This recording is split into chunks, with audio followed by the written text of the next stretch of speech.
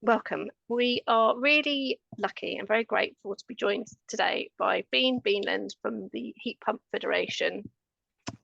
He's the director there.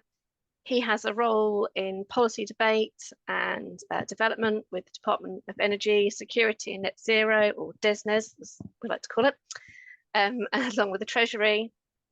But he's not here to pitch heat pumps to you. He's not here to try and sell heat pumps to you. It's really about talking about the transition, energy transition, and having really grown-up discussions about how we as consumers are going to get there. So do listen to what he's got to say, ask any questions, and I'm just really looking forward to this. So I'm going to hand over to you, Bean. Thank you. So look, I think it's quite useful just to set a little bit of background. I'm going to make the rash assumption that you're all here because you've got sort of one foot in the decarbonisation camp already, or the climate awareness camp.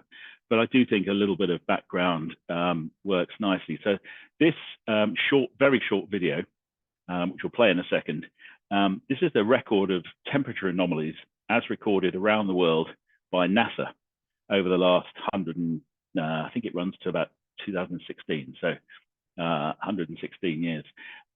The UK is at about 9 o'clock, and Europe is sort of between 7 o'clock and 9 o'clock. And what you're looking for are the length of the spokes of the wheel and the color. And clearly, if the color gets more and more red, that's a problem. And if the spokes get longer, that's a problem. So the anomalies are getting greater. So perhaps if you can just set that, it only runs for a few seconds. But I think it's a good way of demonstrating why it is that we've got a problem. And what I really want you to look at is the acceleration in the problem from about 1970 onwards. So far away, run it if you can, please.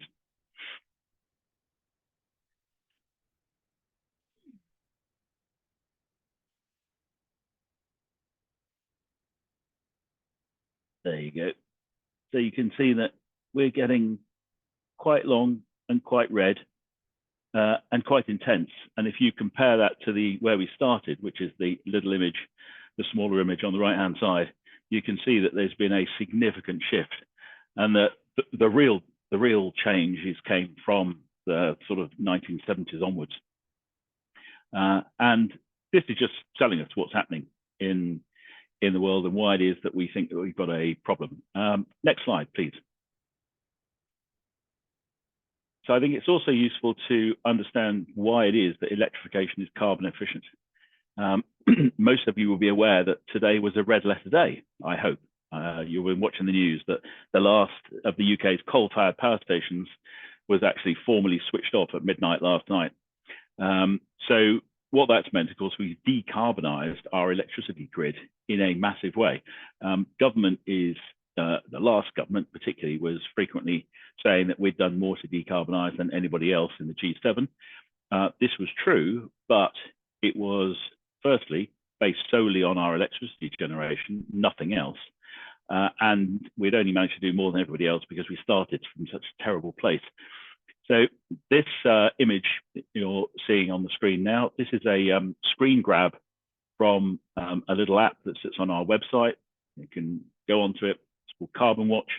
And what it does is it presents real-time data on the carbon intensity of the grid, i.e. how much carbon is being produced in the generation of our electricity. And of course, that is a function of, in the modern era, it's a function of how much the wind is blowing, how much the sun is shining, how much of our nuclear fleet is operating, and how much gas largely we're burning, and what proportion of electricity we might be buying in from the continent through our intercontinental connectors. Most of that we buy in, of course, is zero carbon. Most of it comes from France, and all that's nuclear. So this screen grab, which you can just about see, dates actually from 2022. The reason why I use this one is that the grid at that time, so this was 4:30 in the afternoon on the 1st of September 2022, the grid was running at 230 grams of CO2 per kilowatt hour. Don't worry too much about the units, but think about the number. Back in 2012, that number was 512. So that's the scale of change. And in fact, 230 is probably considered to be quite high on average at the moment, bearing in mind that we're now 2 years further on. But the reason why I use this one is that the black vertical line, which sits at 230, the small black vertical line, that is the number for grid carbon intensity that's currently in building regulations. So that's what all planning applications and everything else is based on. And what the bar chart does is it shows you the carbon emissions from heating technologies. The bottom three are all fossil fuels. So you've got coal, oil, and gas moving up. Those are all fixed because they're chemical properties of the fuel. The top grey bar is electric heating, so direct electric heating, electric bar fires, those sorts of things. And then the top two, of course, are heat pumps, which broadly represent ground source and heat pump and air source efficiency. The direct electric heating, of course, goes up and down as the grid intensity changes, and it's changing all the time, as do the heat pump intensities. But what this really shows you is that just migrating from gas to a heat pump on a pretty average day has cut your emissions by 2/3. And for most of us in our homes, heating and hot water is the bulk of the emissions. Next one, please. So this is just another way of demonstrating much the same information. This little spreadsheet just works out what the emissions are for any given heat demand. It's set up for an average UK home, which has a heating demand of around 10,000 kilowatt hours per annum of heat. And the only reason I really show this is that if you look at the column on the extreme right-hand side, the average number of family cars displaced, what it does is it shows that if you're displacing mains gas, you are doing the equivalent of removing nearly one family car from the road. So if we were to do all 27, 28 million homes in the UK, that would be the effect of taking that many vehicles off the road, average vehicles. So it's very significant. Next one, please. So once upon a time, we had a Prime Minister who gave us some really quite promising statements. I won't read them all out. You can read them at your leisure when you get the slide deck during the week. But fundamentally, it was all looking pretty good. And I quite like the last two. We can bequeath our children a greener planet and a more prosperous future. And there really is room for hope. Next slide, please. But then, in September and October last year, we had two speeches which fundamentally set us back quite a bit. It started off really quite well, calling for a meaningful debate with consumers. Unfortunately, then failed to have it. And what we got was the pushing out of the ban on the sale of internal combustion engines by 5 years.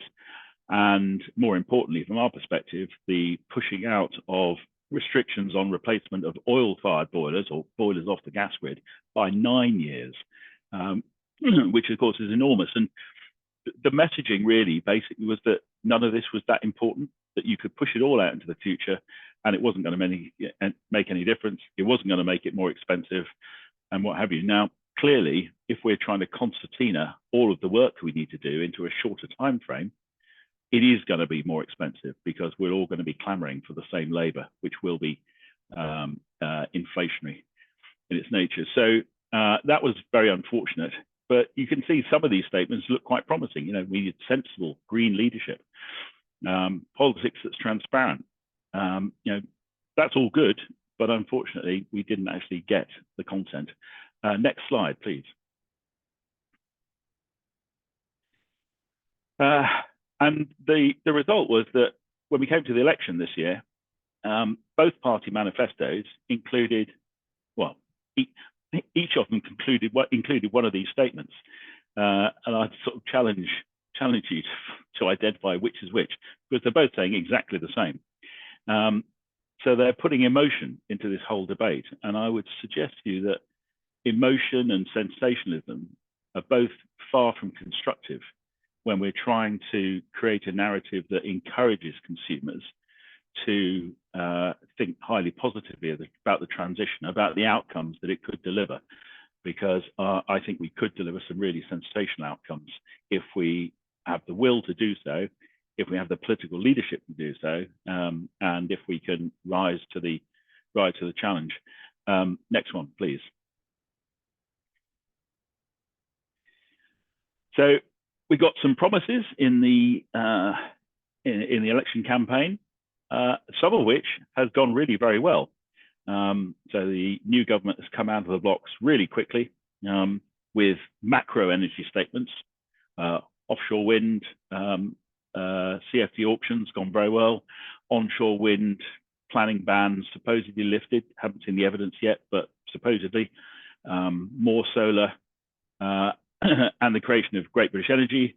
And one that I like particularly was the appointment of Chris Stark, who was the CEO of the Committee on Climate Change. He's been appointed to run the Mission Zero, and he's the sort of talismanic figure in our sector. So that was all good.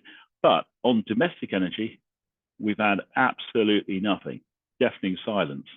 So we are still waiting. We have a reasonable idea what we think Ed Miliband thinks, because he's obviously been in office before, but we have absolutely no idea what Keir Starmer thinks, because he hasn't said anything at all on the subject. So we are waiting for government to tell us exactly what they propose. We've had one meeting so far with Mayata Fembula, who is the Minister for Energy Consumers. I think it's really good that she puts consumers in her title. And that was a promising start, but as you will all appreciate, the power is clearly in number 10 and in the Treasury. And so we need to have some view from there as to what the future is really going to look like. Next slide, please. So here's the grown-up conversation that I think that we now have when we come out and talk to community groups like yours and the one that you're participating in. So we need to explain why it is that the burning of fossil fuels needs to stop. You know, many people in the UK, according to the latest polling, don't understand that their gas boiler is a polluting device. So we've clearly got some work to do. Electrification is the chosen pathway because we can decarbonise the generation of electricity. And the incoming government has come with a very ambitious target of decarbonising our electricity generation to zero by 2030. We need to also explain why flexibility works, and I'll talk a bit more about what flexibility means in our world in a little while. We need to explain that there's an electrification solution for all homes, which might include heat networks. So this isn't just about everybody having an individual air source heat pump in their garden. There are all sorts of heat pump system architectures, and we will need them all in order to get all of our buildings to net zero. And I know that in Cambridge, there's talk of heat networks and what have you. And many of you might be aware of a Swaffham Prior in your part of the world, which has obviously a considerable investment in a heat network. So there's all sorts of ways of providing decarbonised heat to homes, but all of it will be based on electrification. Most of it will be based on electrification ultimately. And I think we've been here before. One of the things that we need to reassure people on is that we've done this before. Now, if I was in the room, I would now be looking for a show of hands to ask how many of you in the audience have retrospectively installed central heating in your own homes. And if you're anything like the audiences I've been talking to for the last year, none of you would have your hands up, because whilst you've all probably got central heating, the retrospective installation thereof was done by previous generations, parents, grandparents. And so we've done it. We've done that transition. And if people think that moving from a fossil fuel boiler to a heat pump is disruptive, try putting in central heating from scratch. If people think the transition to away from fossil fuels is going to be expensive, try putting in central heating. So the point of this is that we have been through these transitions previously, and we've made them work. It took us about 30 years or so to get every house pretty well on to away from burning coal and into a central heating type setup. So time frames, we're 26 years to net zero to 2050, so we're not a million miles away. And I think the key here is to empower homeowners, landlords, owners of commercial buildings as well, of course, to make the right decisions for them by giving them enough knowledge so that they can adopt a pathway that suits them, their needs and their particular circumstances. Next slide, please. I've just included this because, again, if I was in the room and we can sort of point and prod the diagram, I would always say, does anybody interested in understanding how a heat pump works? And actually, I've always been pleasantly surprised at how many people do. But I think probably the thing that I should say to you in terms of look and feel is that you've all got heat pumps already. You've all got fridges. You've all got deep freezes, probably. I suspect most of you have got air conditioning in your cars. Some of you might have heat pump tumble dryers by now. There are also heat pump dishwashers and some coffee machines that have heat pumps in them. So the point is, heat pump technology is ubiquitous. We've all lived with it for decades. We rely on it for our modern way of life. Think how different your life would be if you had to get up every morning and walk to the farm for fresh milk. And the first commercial heat pump predates the first commercial gas boiler. So this is not new. This is not scary new technology. And we're, of course, way behind the rest of the world in adopting heat pumps for heating. Of course, we've got lots and lots of air conditioning. Air conditioning in my world is just an air-to-air heat pump.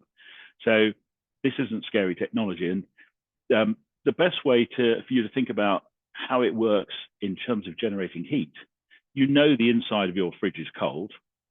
If you reach around behind your fridge, it's warm. And that's exactly what's happened. So it's discharging the heat to air to your kitchen or utility room or wherever your fridge is. And it's cooling the box inside. A heat pump for heat is effectively doing exactly the same. So the description, the narrative that it's a fridge in reverse is not a million miles away. It's not one that some people in our industry like, but it's not a million miles away. Next slide, please.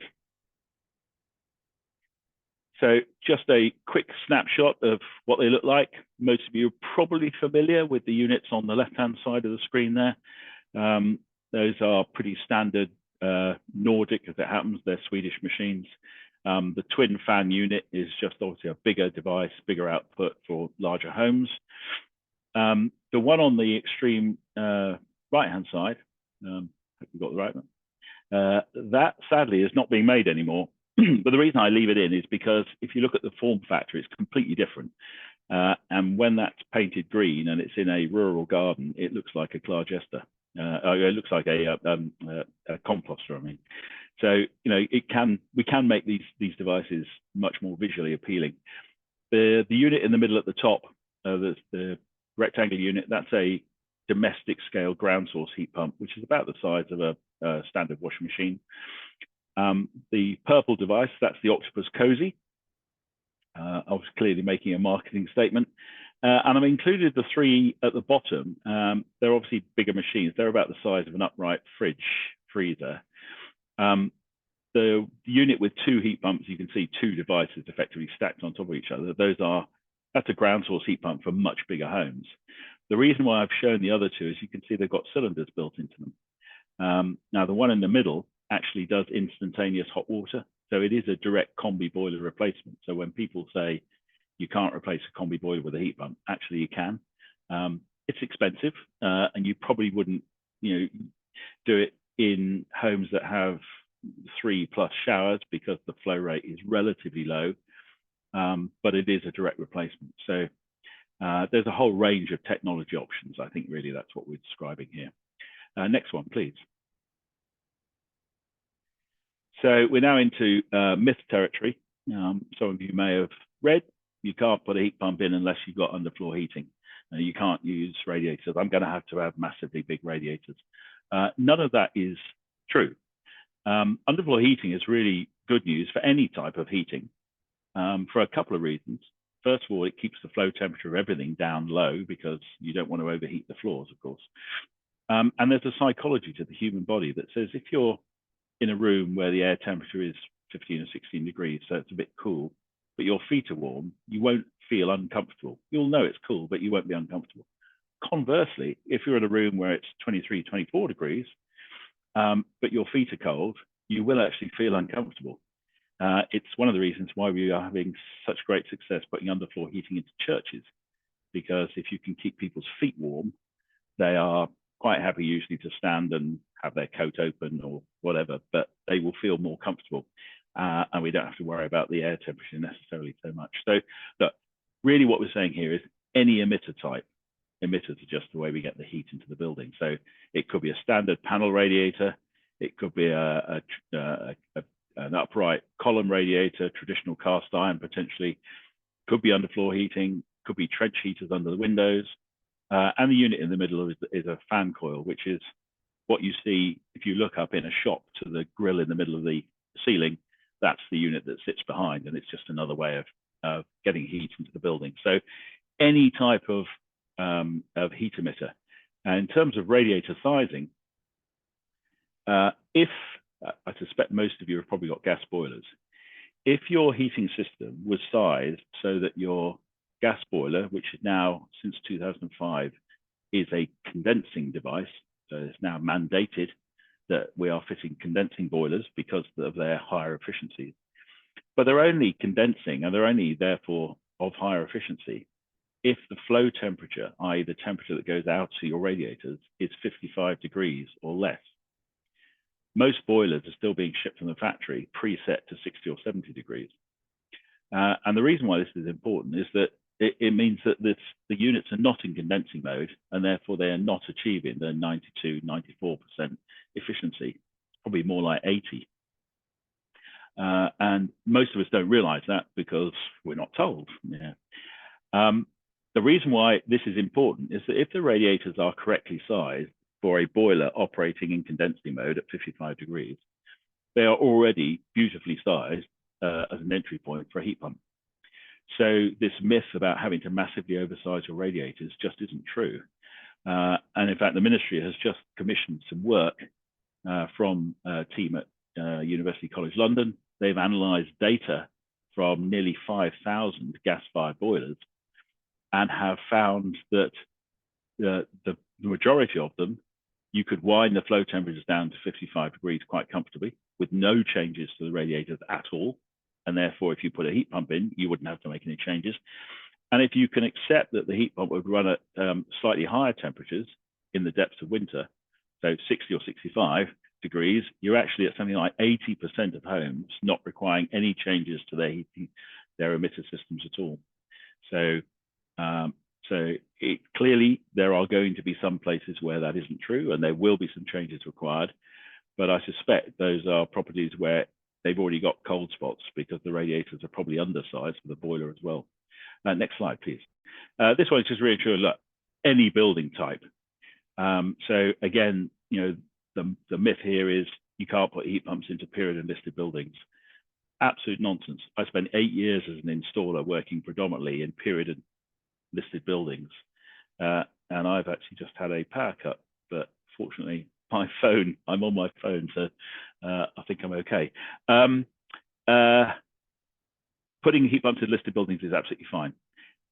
They could be, we've got solutions for blocks of flats, we've got solutions for terraces of Georgian houses, and clearly we've got solutions for new build properties as well. And I left the drawing in of the new build development and the image of the school, because while we are delivering cooling in the school in the summer, most commercial buildings now need cooling in the summer, we can capture the waste heat from the cooling and use it to provide very, very low cost and efficient hot water to the residential developments around. And these are the sorts of developments that we are going to see in the future.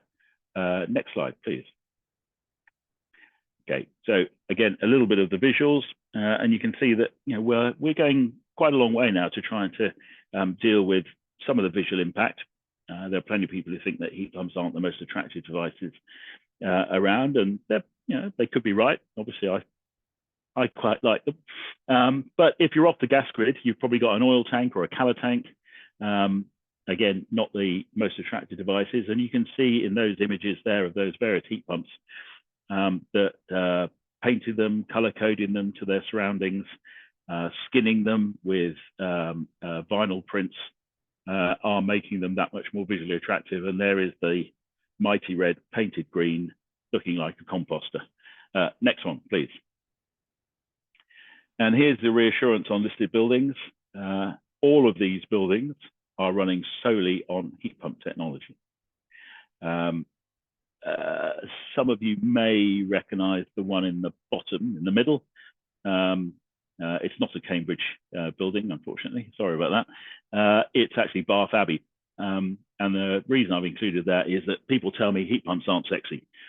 But here we have a 1,000-year-old building, give or take a few years, and it's being heated entirely by wastewater that's 2,000 years old, because it's being heated by wastewater from the Roma baths. And that is water that we've been throwing into the river for 2,000 years at about 43 degrees. And it's now being used through water source heat pumps to heat Bath Abbey. The one in the middle on the left, that's Plath Newydd up in Anglesey. That's a National Trust site. That's a seawater solution. All of the others are, the two on the right-hand side there, smaller cottages, those are on air source. The others are all ground source, with the exception of the mill house. And you can just about make out in the front of the mill house there is an Archimedes screw in the mill race. That is generating electricity. So when that mill house was built, it was entirely powered by the river. It's now entirely powered by the river again, because we're generating all the electricity in the Archimedes screw. There's a set of heat pumps, and that whole site is now decarbonized. Next one, please. So urban air quality. It's important, I think, to recognize that there is an issue with air quality. Almost all the news reports, when they talk about air quality, are referencing electric vehicles. Approximately 25% of our air pollution, outside air pollution, comes from the burning of fossil fuels for heat. So even if you converted every vehicle on the road tomorrow, we would still have a bit of a problem with outside air pollution. And whilst it's the CO2 that's bad for the planet, it's the NOx, so nitrous oxides, sulfur dioxides, and carbon monoxide and particulates that are bad for human health. And you know, we have something between 25 and 35,000 premature deaths a year attributable to air quality. Clearly, these are people who have pre-existing chest conditions and what have you, but it's an enormous number. Heat pumps are, by their nature, zero emission devices at the point of use. All the emissions are back in the power station while we are still using some fossil fuels to generate electricity. Next one, please. Okay, so a little bit on waste heat, because this is one of my particular bête noirs. There is enough waste heat in London to heat 760,000 homes. We are profligate with waste in terms of heat and hot water. There's enough waste heat in Europe to heat Europe.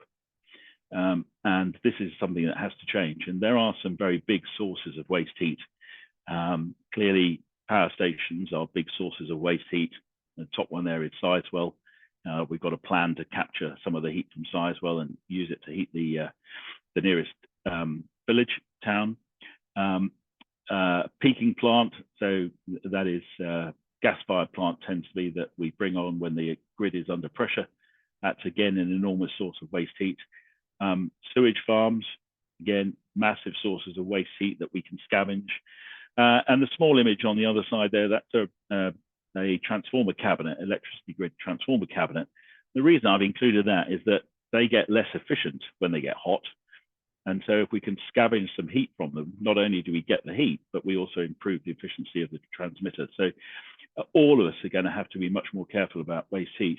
And this extends right through to the way we insulate our homes. We should all be insulating more.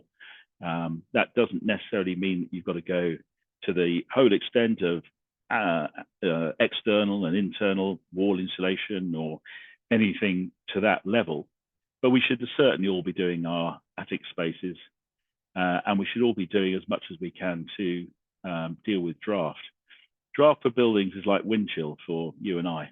It will strip heat from a building. So as a general precursor we should be doing at least as a bare minimum. Doesn't matter even if you're not transitioning to a heat pump yet. With your fossil fuel boilers, we should be doing loft insulation and draft exclusion as a minimum. Next one, please. Think about price of electricity. This graph shows comparable prices of electricity across Europe. And as you can see that we've got one of the highest prices of electricity across Europe. By contrast, we have one of the lowest prices of gas. Now, I absolutely understand that there is a significant proportion of our society who are in genuine comfort poverty. I don't like the term fuel poverty because it implies they're short of gas. Actually, it's comfort that people are short of. And there are lots of ways of delivering comfort. But we have historically a very high price of electricity because we've piled all of the policy costs of decarbonising the grid onto the price of electricity. Of course, I think logically we should have applied it to fossil fuels, because that's what's causing the problem. But we didn't, so we have a high electricity price. Next slide, please. This is then reflected in these two pie charts. So these are demonstrations of the makeup of a domestic dual fuel bill. You have gas on one side, electricity on the other, and the part of this that we're really interested in is the green slices of the two pies. As you can see, the social and environmental levies, the taxes on electricity, make up nearly a quarter of the bill, but on gas, it's barely scratching the surface. So we've got a taxation regime that actually actively discourages people from decarbonising, which is clearly the wrong way around and is incompatible with net zero. And this is one of the facets of policy that we are really working on very hard on to change. Next one, please. The net outcome of all that is that, again, if you look at the comparisons across Europe, the UK is at the bottom of the scale in terms of heat pumps deployed per 1,000 head of population, which is pretty tragic, really, given that we've led the world so many times in technological improvements and transformations. And here we are right at the bottom of the heap. Poland and Finland are way ahead of us. Finland actually is probably the star performer. Until 20 years ago, Finland was based entirely on wood and diesel, not even kerosene, diesel, and they are now hugely electrified purely through the application of government policy. Decision was made, make electricity cheaper. Everyone has started to migrate towards it. Next one, please. Oh, one too far. Yep.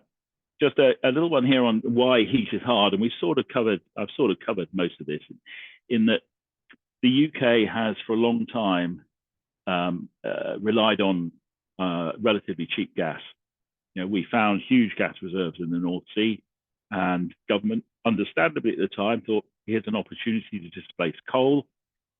Clearly, coal was a massive polluter, gas significantly better, and so there was an opportunity here to reduce emissions, but also to improve air quality. And it was actually air quality rather than emissions per se that were the issue with coal. And it gave an opportunity for the UK to build the gas spine, gas distribution network, and we've all benefited from it. Unfortunately, we just are a bit too late to the party in recognizing that things need to change. By contrast, Norway had an equal share of North Sea oil and gas. They chose not to burn any of it. Much smaller population, of course, but they chose not to burn any of it. They sold it all. They put all the income into their sovereign wealth fund.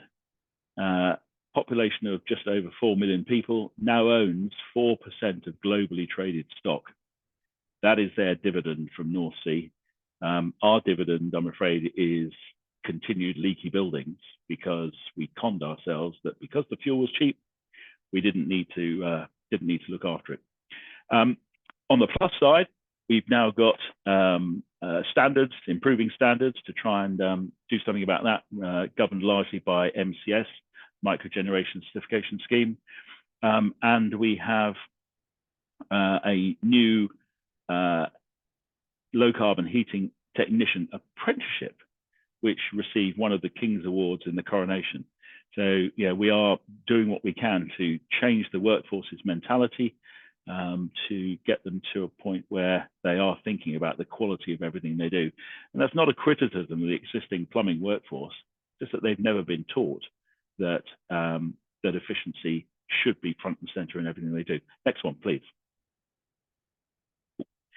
So in your own time, and this one I think is really key for communities, you're under no immediate pressure to run around and do this tomorrow.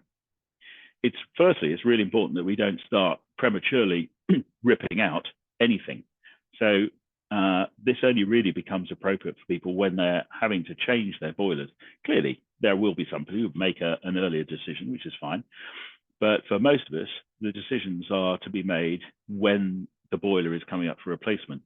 And so what we really need to do is to get more people thinking about how old are their boilers, what condition are they in, how close are they to showing signs of pre-failure, rather than waiting until the point when they've actually failed and then being in what we would term obviously a distressed purchase, which doesn't give you a lot of time.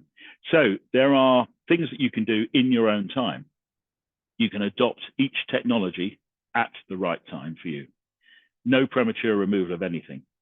There's a debate about fabric first or fabric second. You might have heard that term. So this is insulate first, then decarbonize, or decarbonize first and then fabric. For most people, it's probably somewhere in the middle, in that they will probably do something about the fabric, then make a transition, and then continue to improve their homes over a period of time. And that's a perfectly valid approach to take. And good installers, good energy assessors who are providing advice to homeowners will be able to navigate those situations for us. We are working heavily on the transmission spine and the distribution networks. Huge investment going in there to make sure that we're going to have enough electricity and we're going to be able to get it to your homes. The network operators, so not the spine, not the national grid spine, the network operators are currently in a 5-year investment cycle, and that's worth something in the region of £28 billion. The next 5-year cycle will start in 2028. I anticipate that will probably be worth at least twice as much. So there's huge investment going in. We are going to get a revised EPC structure. So those of you that have energy performance certificates, we've got a revised structure coming through, which is called the Home Energy Model. It should provide much more accurate information than currently most people get from their EPC. We're working with the networks again to provide what are currently termed a connection readiness indicator. This will be a situation where the networks will proactively look at people's electricity connections at the grid in their area, and will be able to provide a homeowner with a certificate that says, actually, you're good to go. And if you do that way before people are thinking about changing their boiler or thinking about getting an electric vehicle, we can start bringing in sort of nudge theory that has people thinking about these things before they actually get to need them. One of the Octopus offshoots is creating something called a smart building rating. And this will tell a homeowner how smart their building is, which really means how flexible can it be. And that is then reflected in operational costs. And I'll explain that a little bit more in a couple of slides' time. And we've got all sorts of various techniques to help us. That's a thermal imaging shot. A lot of local authorities will rent out thermal imaging cameras to homeowners so they can see where improvements need to be made first. So there is time, provided we start now. And that start now doesn't necessarily mean putting a heat pump now. It means starting thinking about how we're going to improve the efficiency of our buildings and ultimately transition away from fossil fuels. Next one, please. And the key to all this is making it affordable. So we've already talked about the high electricity price. We need to get to a point where the lowest carbon heat must be the lowest cost heat straight out the box. At the moment, if you have solar PV, batteries, time of use tariffs, so electricity prices that fluctuate through the day, many people are familiar those with their electric vehicle charging. it's possible to outperform gas boilers in terms of cost efficiency. But we need to get to a point where straight out of the box with an average heat pump installation, it is lower cost than gas. And we have policy developments that are coming through. We got very close to that before the election. So we're hoping that Ed Miliband will dust off that policy and will put out a formal consultation reasonably quickly, this side of Christmas, ideally. We in the industry are collaborating an awful lot with the finance sector to find ways of mobilizing private capital, both for private individuals, but also for commercial buildings and for the public sector. Waste, we've already talked about the value of insulation, waste heat recovery, using natural resources, zoning in our cities. So that will potentially mean that we'll put in heat networks driven by sources of energy, which could be rivers. The River Thames going through London is packed with energy, which we can make use of. We're going to protect those that need it. So those that need protection or need help with all of this transition should absolutely get it. And I think that electrification really can do some serious social good. And as an example of that, we have something called the Warm Homes Prescription, where local authority, local small health trusts have been identified and have been working with one of the quasi-government entities to identify occupants of social housing who are the wrong side of 55 and have chronic chest illness. And they have paid the heating bills for these people. They would normally be expected to spend a week or two in hospital over the winter. The cost of heating that social housing unit, probably around about £1,200 a year. Cost of a high dependency bed in hospital, £5,000 to £10,000 a week. So the economics of making that provision for those that need the help absolutely stack up. Next one, please. So where next? We're going to have something called the Future Home Standard for new build, which will effectively mean that we have no more extensions to the gas grid at last. We're going to have initiatives around heat networks, one of which is Heat the Streets. This is a ground source initiative as it happens. All of the in-ground infrastructure is paid for by a third-party utility, and homeowners, instead of having an air source heat pump, will have an individual ground source heat pump, and they'll pay a standing charge in exactly the same way that you do for gas now to connect to that network in the street. We've got traditional district heating, and you've got an example on your doorstep in Swaffham Prior. And as I've said earlier, we're going to get new versions of SAP, which will, if SAP is what generates an energy performance certificate, and we've talked about that already. PDR, permitted development rights. We are expecting government to come out with a response to a consultation that will make it much easier for people to deploy all of these technologies actually with permitted development rights rather than having to go to formal applications while still seeking to protect the environment, making sure that we don't get excessive noise, etc. Next one, please. I think we're nearly there. So finally, flexibility. This is around mobilizing the value of matching our energy consumption to our increasingly variable energy generation. So wind blows strong, sun shines, we get lots of generation. When it's still and dark, clearly less. And being able to match our demand, so when we need the electricity, to that flexible generation has an enormous value. And this, we're already seeing that reflected in the way that people are charging their electric vehicles overnight, when generally speaking, we have spare electricity, most of it coming off the North Sea. And you know that those tariffs are very low. We can mobilize that flexibility and that value of those low tariffs with all sorts of technologies, particularly with heat, because we can store heat. So we already have many people looking to put back hot water cylinders that were taken out when combi boilers were put in. We can add additional thermal storage and start to be much more flexible in the way we access the grid. and that has an enormous value. The last estimate I saw came from Imperial College, and they reckon that the value to UK PLC is around £17 billion per annum. That's a huge number. Next one, please. So what's the Prime Minister's role? Well, we've got nearly full circle. I think that we need, a very clear statement of leadership from the very top. And he needs to be very clear. This is the reasons why it's so important. We can do it. We can make it affordable. We can ensure that no one's left behind. And then you might recognize the last two, because those are actually statements from Rishi Sunak. We can bequeath our children a greener planet and a more prosperous future, and there really is room for hope. And I must tell you, there is room for hope. We shouldn't be panicking yet. We've got a few years. We just need to start now. Next one, please.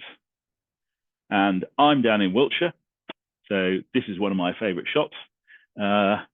And the point of this is that the Stone Age did not end because we ran out of stone. And the oil and gas age will not end because we run out of oil and gas.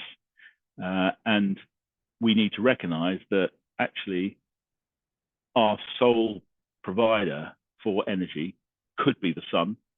We've only got to harvest something in the region of 2% of the energy that the sun gives us, and we don't need to burn anything at all. So our forebears knew that the sun was key to their existence. We just need to learn that again. Thank you very much indeed. Thank you. That's fantastic. Thank you. We will start off with a couple of questions on hot water submitted before the call, and then we'll move. I'll ask specific people in the audience if they would be able to say their question. But first off, a couple on hot water. I'm persuaded a heat pump will work well for heating, but online reviews suggest hot water is not so good. Can you say more about temperature and quantity of hot water? And then the second question, very much related, how does a low temperature heat pump actually keep a hot water cylinder Legionella safe temperatures? Okay, so some of what's been read in the past there relates to, as was mentioned, low temperature heat pump devices. We are increasingly moving from chemical refrigerants, so that's the refrigerant gas in the device, to natural refrigerants. And obviously that's a good thing. Chemical refrigerants are by their nature polluting. Natural refrigerants include things like propane, which is flammable, of course, so that we've got a bit of a change there to manage, but the volume of propane inside a domestic heat pump is very low indeed. And the systems are hermetically sealed at the factory. The advantage of propane is it will give us 65 degrees out the box. And of course, 65 degrees is more than enough for a safe environment for storage of hot water. So the new generation of heat pumps coming through will enable you to store hot water at 60, which is the sort of recommended view. Legislation around domestic hot water storage is actually very thin. There is a lot of work being done on this at the moment. We're involved in a program of research with a very large number of bodies who are interested in this topic to make sure that we don't build in a problem with Legionnaires. But essentially, most installers now will probably set the tank up to sit at 55 degrees and will sterilize it once a week by elevating the temperature up to 60 to 65 degrees for an hour or two, usually overnight when the electricity is lower cost. If the heat pump is not one of the later generation and can't do that on its own, they'll use an immersion. So at the moment, I think that we're okay, and I think we could potentially be a lot better on hot water storage, but it is something that we are actively thinking about.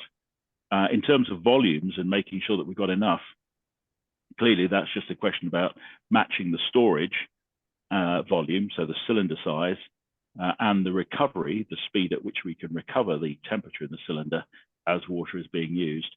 Most heat pump systems will what we call prioritize hot water. So as soon as you start using a lot of hot water, they'll prioritize the replenishment of the cylinder. And we have ways of making sure that doesn't mean that your house goes cold in the meantime. So all of these things can be managed. It's just vitally important that the installer you're working with understands your hot water demand and is able to make appropriate setup in the way that the system is managed and controlled. Thank you very much, Bean. I'm now going to ask Ian C, if you are there, to unmute and ask your question, please. First of all, many thanks for that terrific overview. You could be left thinking the system itself will change over time and we should wait. My question is, and by the way, I was fortunate, I was in a position to install a heat pump in 2010. But my question is actually in relation to a series of people who've approached me recently. They live in flats, modest in size, between 65 and 85 meters squared, already have in-floor heating, but to your earlier point, their gas boiler's about to stop. There's restrictions on putting external units on the outside of the building. In fact, thank goodness, some would say, because it impacts the amenity value for many people to see external units. I know you represent the Heat Pump Federation, but I'm very aware that you're promoting electrification. My question is, what solutions are currently available to make use of the underfloor system with electrification at an efficient cost profile? Okay, so what you've just identified is, for me, the hard to treat building. So we have a phrase, hard to treat, hard to heat, hard to treat. For many people. Sorry, just to interrupt. It's indeed why I've asked the question.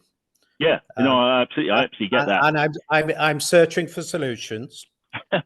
Yeah, no, we've got people who are wanting to not put a gas boiler back in. Yeah, I entirely get you.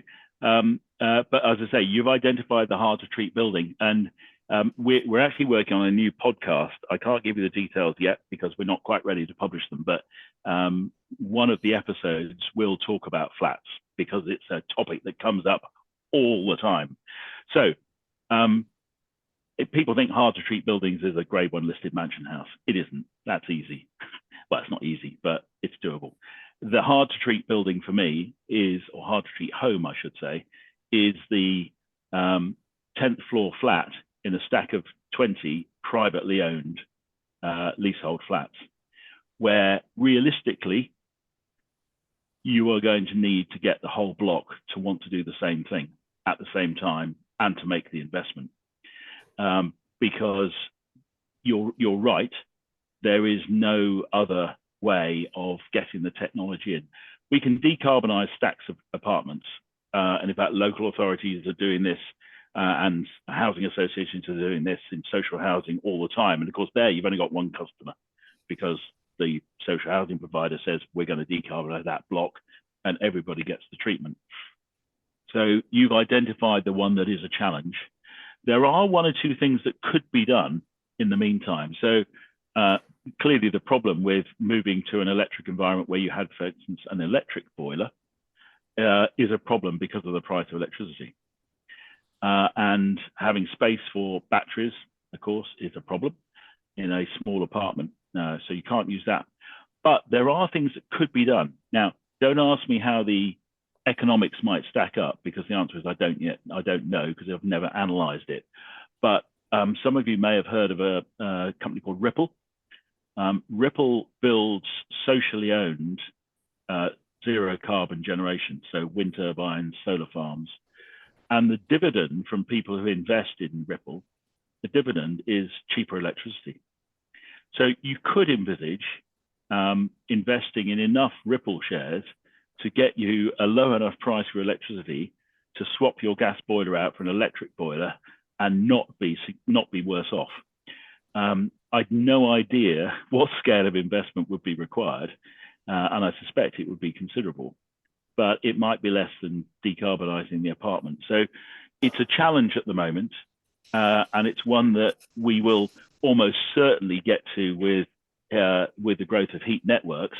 And bear in mind, that may not be just a network for that stack of apartments. It could be an urban network which picks up multiple stacks of apartments in due course. But right now, it is a challenge, and it is a challenge particularly because of the price of electricity. So worth having a look at Ripple anyway.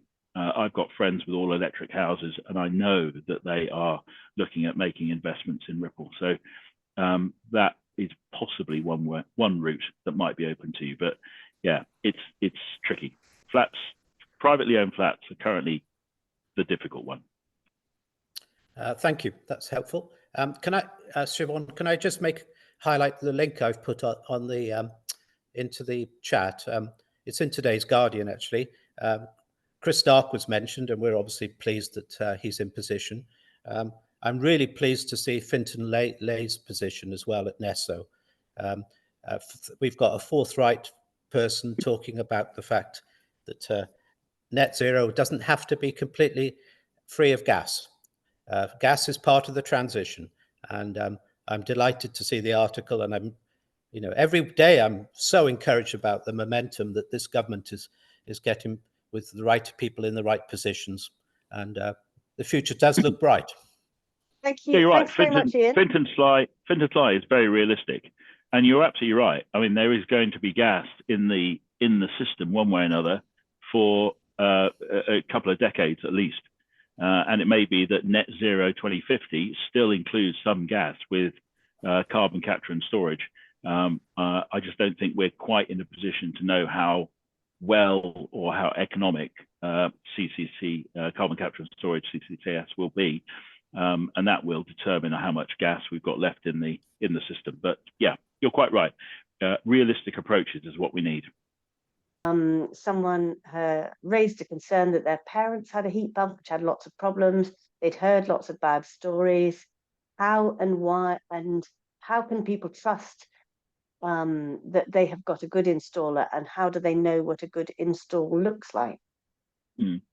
Yeah, look, this is probably the single biggest challenge in our world at the moment, is finding the right installer. Like every other sector on the planet, we have our bad eggs. You can find terrible car mechanics, terrible bricklayers, terrible cooks. I mean, there are people that are bad at everything. I don't think our industry is any worse than any other, but because we're under the spotlight at the moment, many of these situations do reach the front page of the Telegraph. So I make no bones about the fact that we do have some poor installations. What I would say is that organizations like mine are really determined to assist people in ensuring that they don't fall into the clutches. We try and help them avoid falling into the clutches of bad actors. And we also provide advice, and there's a link on the last of my slides, which provides advice to homeowners. And it's a procurement advisory document. And so if anybody's thinking about getting a heat pump, I would strongly suggest you have a read of that. It's a long document. It's 4 pages or so. But what it should do, it should allow you, even without expert knowledge, to identify whether or not the installers you're talking to understand what it is they're seeking to do, and whether they've got appropriate solutions which they can offer. So have a read of that and ask for help. We are always getting inquiries from members of the public through to our general email address. Please feel free to ask for help, because we'd much rather field a load of questions and avoid someone falling into the clutches of bad actors. Thanks very much, Bean. A great answer. We have a question in the chat from Peter Tribble. Can you unmute, please, and ask your question? Thanks, Bean. That was, I learned a lot there. The question I had, we looked at this a while ago, and sort of we're in a detached house that's got a narrow sort of path each side, which would be an ideal place to put the external unit, given that the front and back of the house are pretty congested. But we were told that we couldn't do that because it was within a metre of the property boundary, possibly due to noise. Is that still the case, and is there any way around that? Yeah, so a couple of things there. So we currently have there is there's a consultation already been and closed on the revisions to permitted development rights. That is one of the things we're waiting for the new government to come good with. That's sits with Angela Rayner because it's in MLUC rather than DESNES. So it's Ministry of Buildings and Housing and what have you. So we need Angela Rayner to bring forward the publication of the responses to that consultation, contained within it, and there's lots of stuff about extensions to your roof and conservatories and what have you. But from our perspective, there is the removal of the 1 meter from the boundary regulation. There is potentially the removal of the 0.6 of a cubic meter volumetric limitation. And there is a revision to the noise assessment, all of which are designed to make it easier to deploy heat pumps without increasing the risk of upsetting one's neighbours. In fact, moving a device closer to the boundary frequently improves the noise situation because you can put a small acoustic panel behind a heat pump on a fence or a wall. If it's close to it, it's effective. If it's a meter away, it's not. So this is coming. We're almost certainly going to see these changes. I'm afraid the one thing I can't do is tell you when. We need the consultation response first, then that will have to go to legislation. So realistically, it's probably 6 months to a year away, but it's definitely coming. The one thing that you would have to watch for in your description of where you were describing the location is you've got to make sure you've got really good airflow. So putting it closer to the fence is fine, but you've got to make sure that the exhaust coming out the front has enough space to dissipate. Because if it's in a relatively confined space and that cold exhaust bounces back and is sucked by the device, you are in perpetual motion to zero, which will be very bad. So you've got to make sure that you're protecting airflow. Many thanks. That's quite useful. Thanks very much. We have just, I think, probably the last question on zoning of, just because of time, I know Franz had to leave to finish it at 1:45, on zoning of heating controls. Can you say anything about pros and cons of Sure. zoning the heating controls in a 3-story size house, planning a heat pump? Yeah. So look, zoning isn't a heat pump issue; it's a heating issue, and the answer to the question applies equally to any heating technology: boilers, electric boilers, heat pumps. So the first thing to say is that zoning only works if you close all the doors. And effectively, if you don't have doors on your staircases, even zoning floors off isn't that effective because the heat will just rise straight up the staircase. So zoning can have a place. I'm not suggesting it doesn't at all, but you've just got to be very careful about making assumptions about how effective it might be, unless your lifestyle is very, very rigid about closing doors and keeping zones physically separated off. So that's the first thing.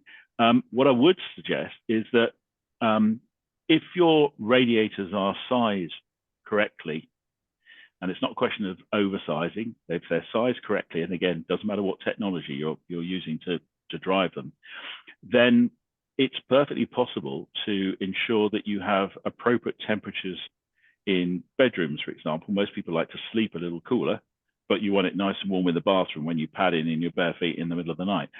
So you can get those differentials, but again, it does require and rely upon you having doors closed so that the spaces have a chance to be differential temperatures. So zoning is great. It's obviously something you have to do, or ideally you do, when you plumb up the house in the first instance. To retrospectively change zoning is challenging. But I think you've got to be a bit cautious about the outcomes that one should expect unless you're being very, very rigid in the way that you use the building and keep various zones isolated from each other. We now have remotely activated thermostatic valves on radiators, where you can now get them, they're internet enabled. So you would be able to, for example, got guest bedrooms that don't get used a lot, you will be able to put a thermostatic valve on the radiators, which you could see through a little app on your mobile phone, and you could turn those up and down remotely if you didn't want to keep going up and down the stairs to adjust radiators in bedrooms.